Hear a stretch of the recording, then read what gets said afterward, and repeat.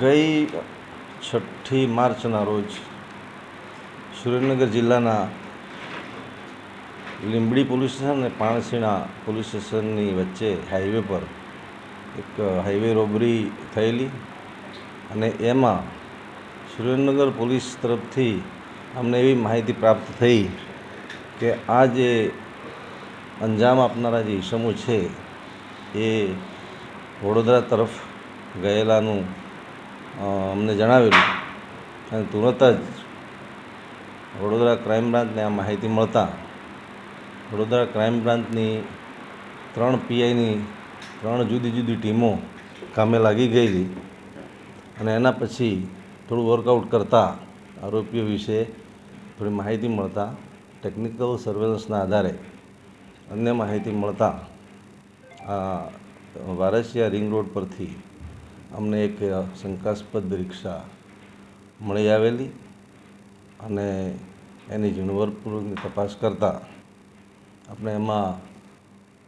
જે ચાંદી અને અન્ય જ્વેલરી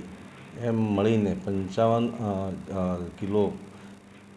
જેટલો મુદ્દામાલ મળી આવતા આપણે એની ઊંડાણપૂર્વકની તપાસ કરતાં આપણે એવું જાણવા મળ્યું કે આ જે મુદ્દામાલ છે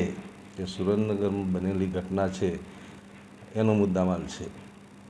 એમાં ઝીણવટભરી તપાસને અંતે આપણે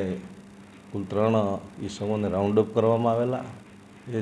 જે પૈકી 2 એકુતપુરામાં રહે છે અને 1 પાણીગેટમાં રહે છે.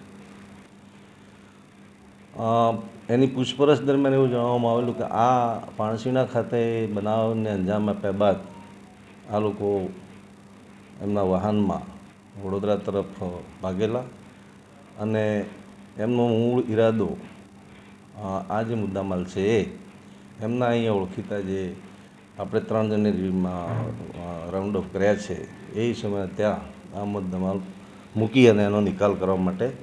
લોકો અહીંયા આવેલા અને પછી આ મુદ્દામાલ એમને સોંપી અને આ લોકો રાતોરાત ફરી કચ્છ તરફ રવાના થઈ ગયેલા છે.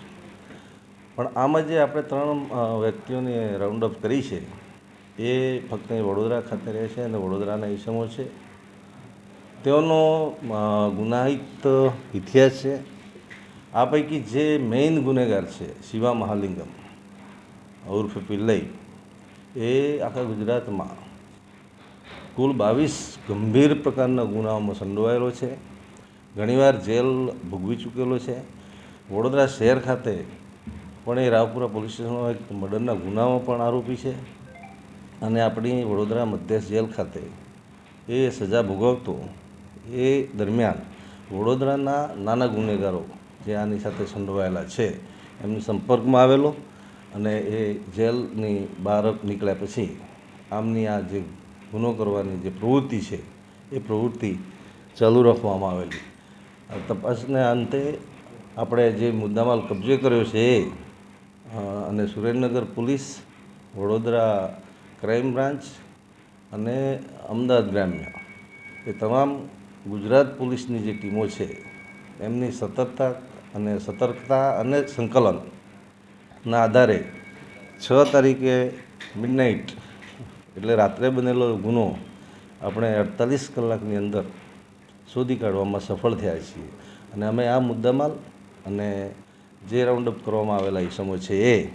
એ અમે સુરેન્દ્રનગર જિલ્લાને સોંપવાની તૈયારી કરી લીધી છે.